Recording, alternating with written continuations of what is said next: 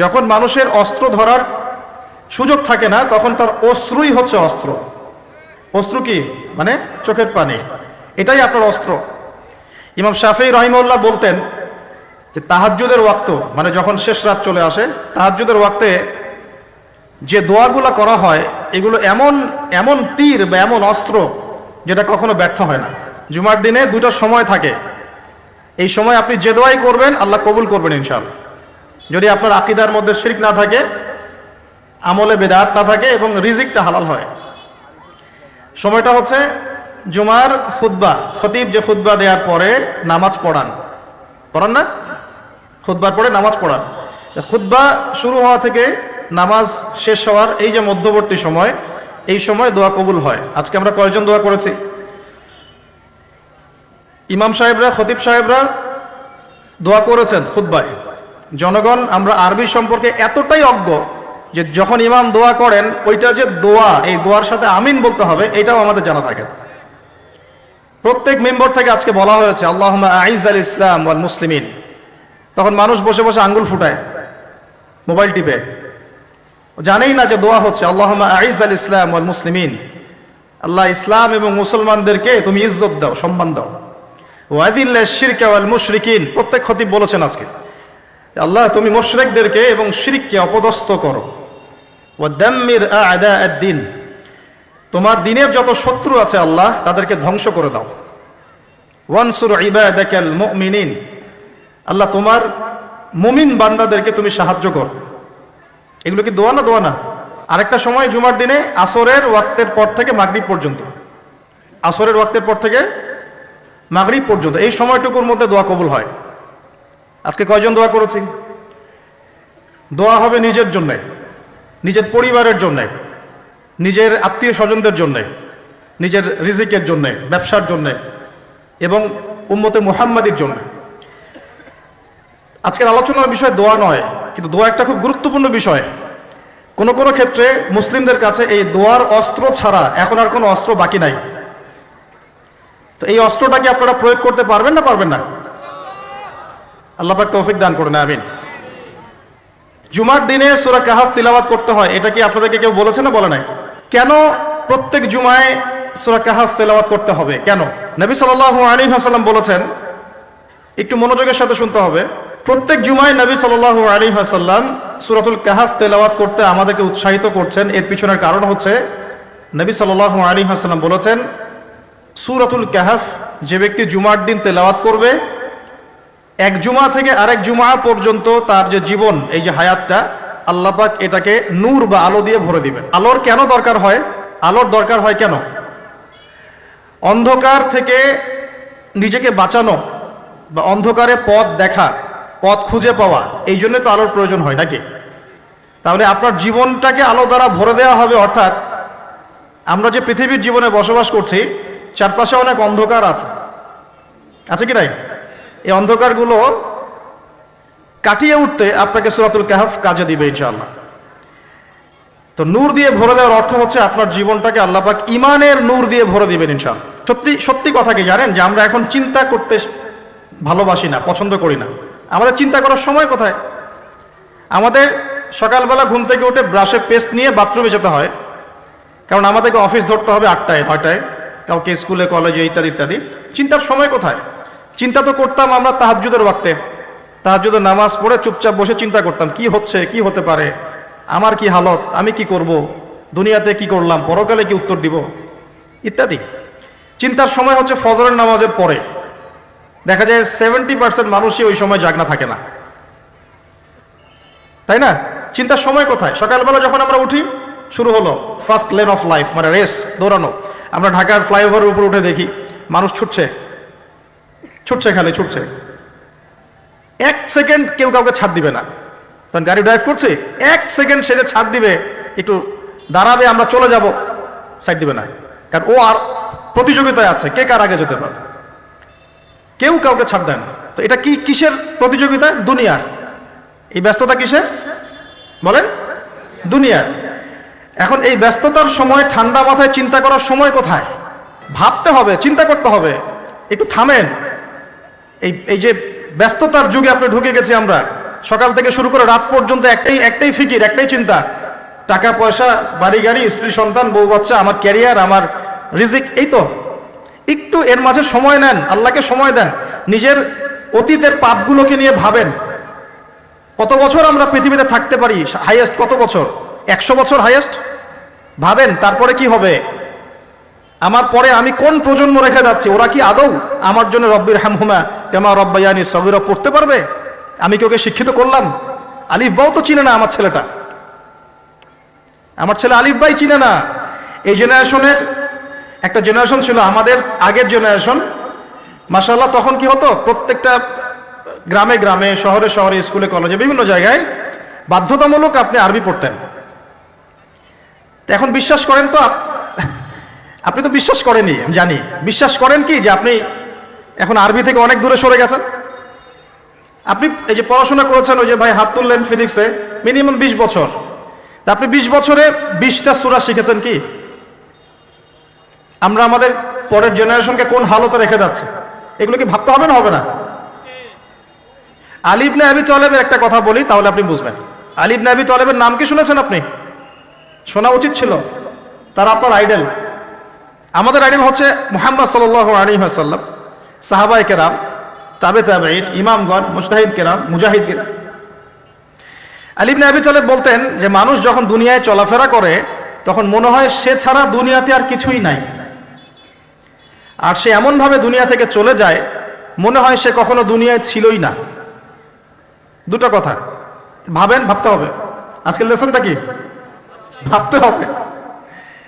তিনি বলছেন মানুষ এমনভাবে দুনিয়ায় চলাফেরা করে মনে হয় সে ছাড়া দুনিয়াতে আর কিচ্ছু নাই। আমাদের চলাফেরা এমন না? দেখেন প্রত্যেকটা অঙ্গনেই, পলিটিক্যাল অঙ্গন, ইকোনমিক অঙ্গন, ধর্মীয় অঙ্গন। পলিটিক্যাল অঙ্গনে একজন নেতার চলাফেরা দেখলে মনে হচ্ছে সে ছাড়া কিছুই নাই দুনিয়াতে। যারা অর্থনৈতিক জীবনে নেতৃত্ব দিচ্ছেন তাদের কাছে মনে হচ্ছে আমরা ছাড়া দুনিয়ার ইকোনমির আর মধ্যে আর কিছুই নাই। আমরা যারা ধর্মতাত্ত্বিকভাবে চলাফেরা করি মনে হয় যে এই হুজুর ছাড়া আর কিছুই নাই দুনিয়াতে। আমার চেয়ে বড় শায়কার কে আছে, আমার চেয়ে বড় আর আলেম আর মুফাসসির কে আছে? সমস্যা সবার ভিতরে, শুধু এক শ্রেণীর মানুষকে আপনি টার্গেট করে আঘাত করে কথা বলা যাবে না। দেখতে হবে দূরদর্শিতার সাথে, সমস্যা সবার ভিতরে। এখন দেখেন আমরা দুনিয়াতে চলছি, মনে হচ্ছে যে আমরা ছাড়া আর কিছুই নাই মনে হয়, কিন্তু মানুষ দুনিয়া থেকে চলে গেছে, প্রায় মিলিয়ন, বিলিয়ন, ট্রিলিয়ন মানুষ এখন দুনিয়া থেকে চলে গেছে। সূচনা থেকে এই পর্যন্ত তাদের কোনো খবর আছে? কাদের খবর আছে? যারা এই দুনিয়াতে থাকাকালীন এমন কিছু করে গিয়েছিল যার ফলশ্রুতিতে আল্লাহ পাক তাদেরকে চিরস্মরণীয় করে রেখেছে। আমরা কি আবু বকর সিদ্দিকের নাম শুনে নেই? তার কৃতিত্ব মর্যাদা কি কমে গেছে না বেড়েছে? উমর ইবনুল খাত্তাবের নাম শুনি নাই? পৃথিবীর শেষ পর্যন্ত তার মর্যাদা কি কমে যাবে? উসমান বিন আফফানের নাম শুনেছেন? তার কথা কি আমরা আলোচনা করি না সম্মানের সাথে? আলী রাদিয়াল্লাহু আনহুর কথা বললাম, তার কথা কি আমরা সম্মানের সাথে আলোচনা করি না? করি। তার মানে আমরা আমাদের কীর্তি দিয়ে, ভালো কিছু কাজ দিয়ে এই দুনিয়াতেও অমর থাকতে পারি, আল্লাহর কাছেও সম্মান পেতে পারি। এটাই কি আমাদের জীবনের উদ্দেশ্য হওয়া উচিত না? ভাবতে হবে কি না? আল্লাহ পাক আমাদেরকে তৌফিক দান করুন। দাউদ আলাইহিস সালাম ছোট, তখন 14-15 বছর বয়স হবে।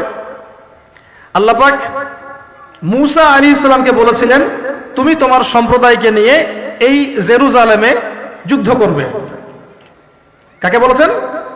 মূসা আলাইহিস সালামকে। তুমি মূসা আলাইহিস সালাম তোমার সম্প্রদায়কে নিয়ে এই জেরুজালেমে গিয়ে যুদ্ধ করো। ওখানে আমালেকা নামে একটা সম্প্রদায় আছে, এরা খুবই শক্তিশালী, তবে তোমরা যদি ইমানদার হও তোমরা এর উপর বিজয় লাভ করবে। এর আগ পর্যন্ত এরা কিন্তু ওখানে ঢুকতে পারে নাই।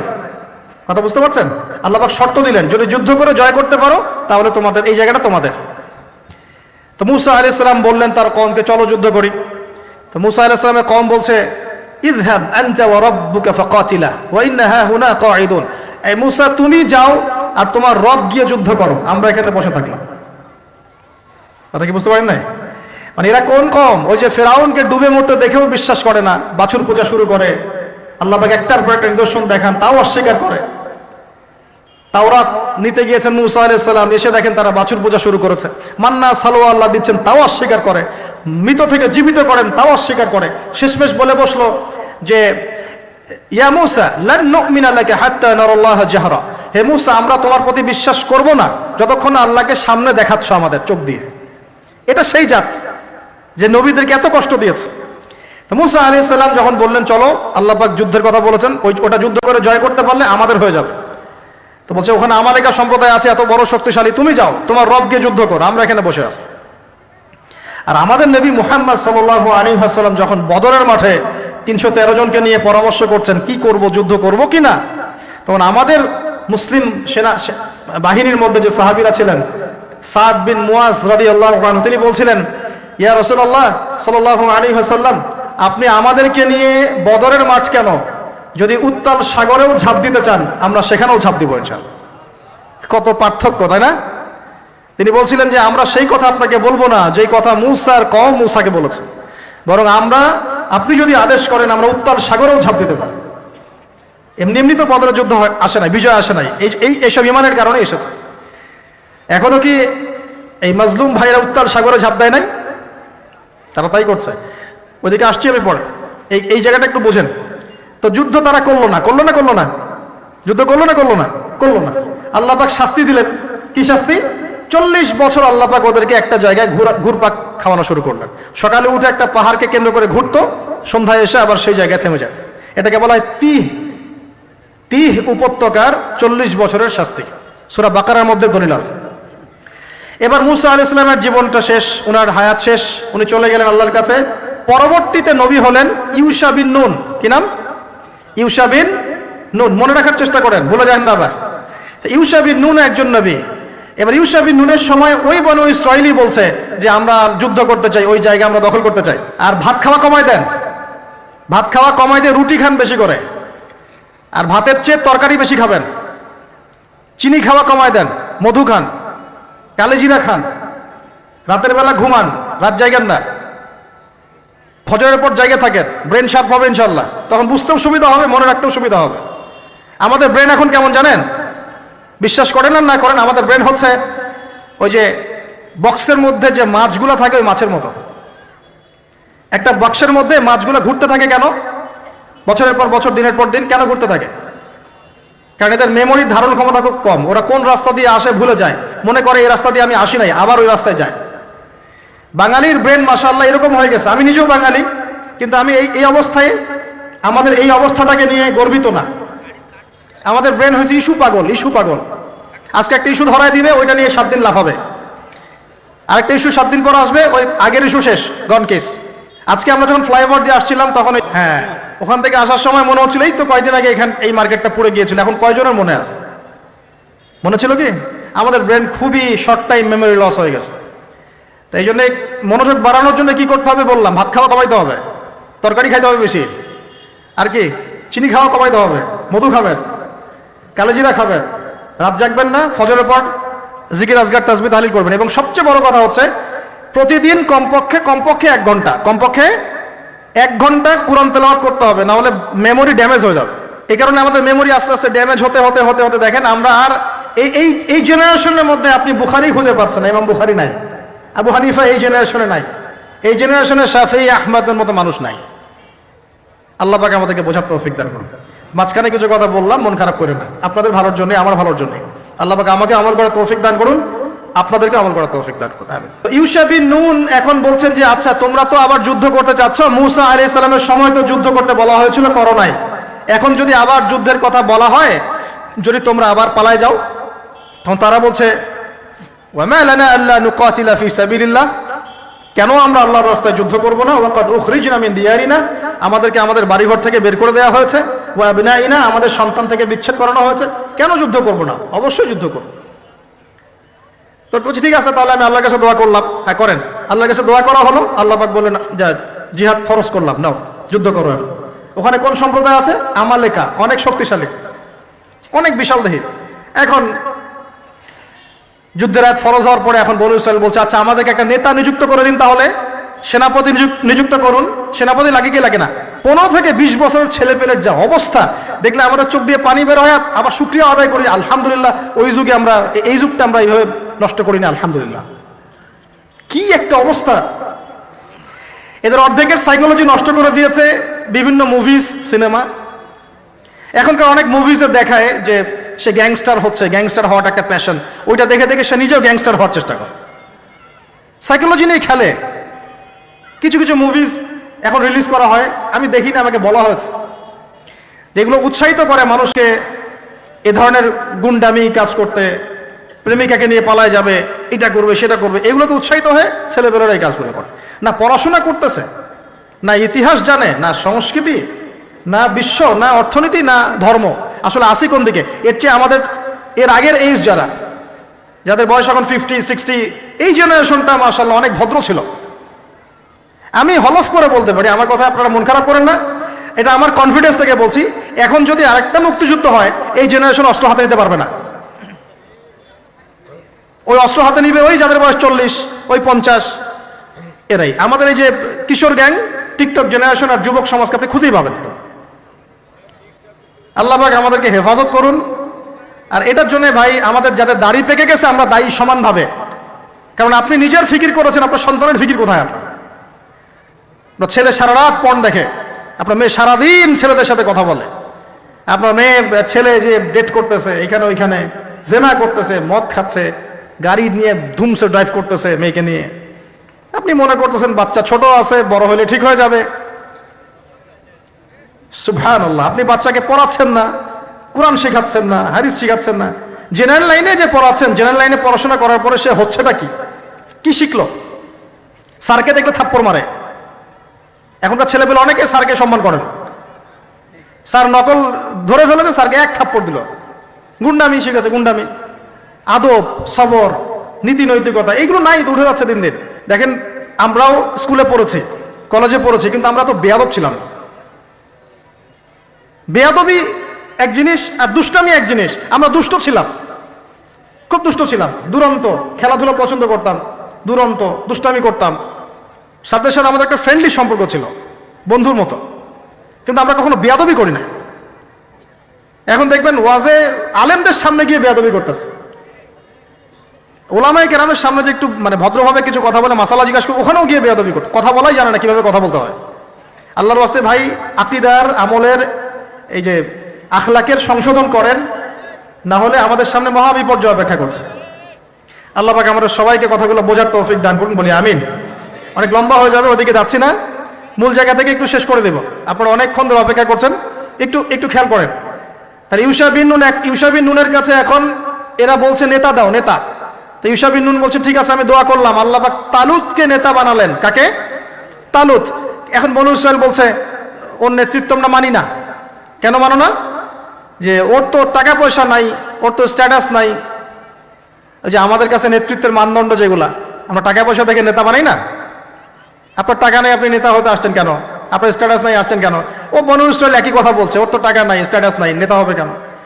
তখন আল্লাহ পাক বলছেন যে ওয়াজাদাহু বাসতাতাউ ফিল ইলমি ওয়াল জিসম। আল্লাহ পাক তো তালুতকে দুটো কোয়ালিটি দিয়েছেন। আল্লাহ পাক তাকে শারীরিক শক্তি দিয়েছিলেন এবং জ্ঞান দিয়েছেন, প্রজ্ঞা এবং জ্ঞান দিয়েছেন। তার নেতৃত্বের মানদণ্ড কয়টা এখানে পেলেন? দুটা। শারীরিক শক্তি থাকতে হবে ঠিকঠাক, ফিজিক্যালি স্ট্রং না হলে তো সে ডিল করতে পারবে না, আর মেধা থাকতে হবে, জ্ঞান। তা আসলে কি এই দুইটা এখন নেতৃত্বের মানদণ্ড? সুবহানাল্লাহ, অদ্ভুত সিস্টেম বিশ্ববাসীকে দেওয়া হয়েছে। বিশ্ববাসীকে একটা অদ্ভুত সিস্টেম দেওয়া হয়েছে।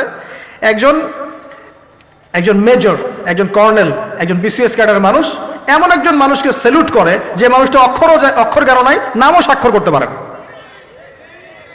এবং সে বিভিন্ন জায়গায় দুর্নীতি করে আসছে, টাকা পয়সা লুটপাট করে আসছে। একজন বিসিএস ক্যাডার এবং একজন আর্মি অফিসার, একজন জেনারেল, একজন মেজর তাকে স্যালুট করতেছে। কি সিস্টেম! অথচ তার চাইতে এই ব্যক্তি নেতৃত্ব পাওয়ার অনেক বেশি যোগ্য। জ্ঞান তার আছে এবং শারীরিক শক্তি তার আছে, তার প্রশিক্ষণ আছে, সবকিছু তার মধ্যে আছে। কি সিস্টেম বিশ্ববাসীকে দেওয়া হয়েছে! সুবহানাল্লাহ। আমি ফিলোসফিও পড়েছি অনেকদিন। অ্যারিস্টটল এবং প্লেটোদের যুগে এটাকে বলা হতো দি কমিউনিটি অফ ফুলস। একটা পড়ে দেখবেন, স্যার সলিমুল্লাহর লেখা অনেকগুলো বই আছে, এর মধ্যে পড়ে দেখেন। মানে অজ্ঞতার একটা যুগ, অজ্ঞতার শাসন, অজ্ঞতার কমিউনিটি। বাদ দেন, এখানে ইউশা বিন নুন নেতৃত্ব দিলেন কাকে? তালুতকে। ওরা বললো মানি না। তো আল্লাহ পাক মনোনয়ন করেছেন, এখন না মানলে তোমরা আযাব ভোগ করবা। তারপরে তারা মেনে নিল, এবার যুদ্ধে যাচ্ছে। ওই জেরুজালেম মুক্ত করতে যাচ্ছে। যে জেরুজালেম এখন তারা মুক্ত করতে চাচ্ছে, ওই জেরুজালেম তালুতের বাহিনী মুক্ত করতে যাচ্ছে। বলেন তো তালুত এবং বনু ইসরাইল তখন ভালো না খারাপ? ভালো না খারাপ? তারা কি মুসলিম না মুসলিম? তারা তখন মুসলিম না মুসলিম? মুসলিম। তারা তখন ইউশা বিন নুনের উম্মত, তার আগে ছিল মুসা আলাইহিস সালামের উম্মত।